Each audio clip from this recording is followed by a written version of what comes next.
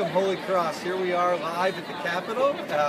We are really excited. We got here very early and went through security, and here we are on the West Terrace. You see the Capitol under construction, and the crowds have gathered here for this historic moment.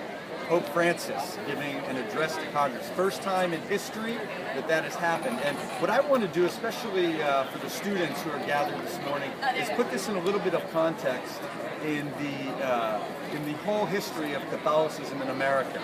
One of the things to remember is this address and its historic nature comes in the context of the arrival of Catholics to this country, especially the immigrants, and a lot of persecution that they faced.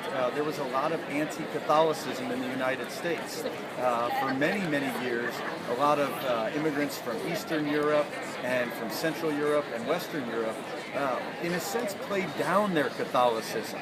And you could not even get elected to Congress if you were a Catholic. And now the Pope, the head of the Roman Catholic Church, will be addressing Congress. And so this is a significant change.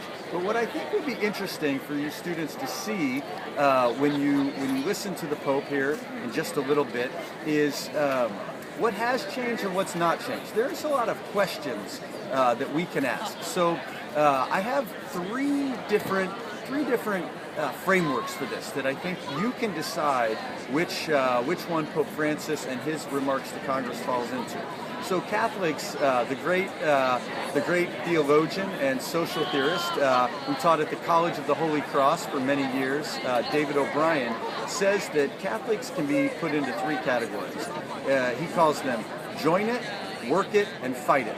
So the join it was the sense of Catholics who said we have to show that we really are full and true Americans, and our efforts and our hopes are the same as the country. The work it was the immigrant Catholicism that said we got to work this system and challenge it, and but if we really can challenge it in the right ways, America can become a land that is in lockstep with Catholicism.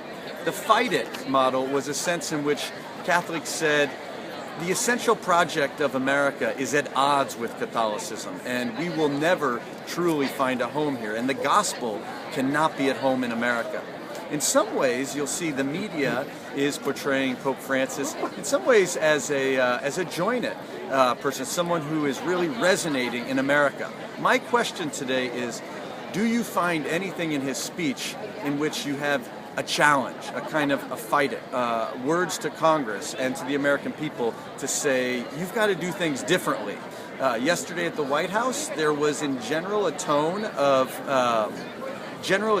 reconciliation and appreciation for the United States. So he kind of came, he arrived, I just got here, let me congratulate the country, let me have nice words for President Obama.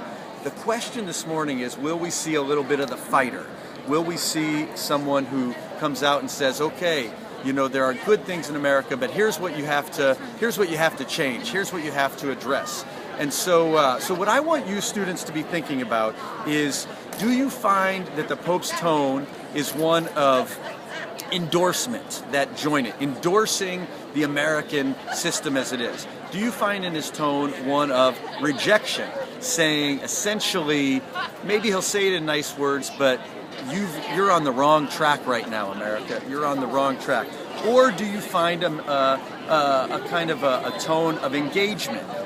This will probably be the tone, but does that engagement tilt towards a kind of critique of America, or does it tilt towards a kind of extending an olive branch and saying, you know, there are things to work on, but essentially you're on the right path? Which one of those do you think Pope Francis presents in his tone? Afterwards, that can be the discussion of what did you think of his tone? He's going to be warm, he's going to be nice, but to what extent is there a challenge to the United States to say you really need to alter course, you really need to change your ways? And that will be, for me, what I'm looking for. And the last thing to say is simply that this historic moment, we will see, in a sense, where the Catholic Church has come in America, the biggest stage for the Church ever in this country.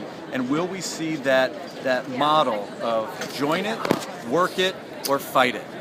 So live from the Capitol, we will see you after the address.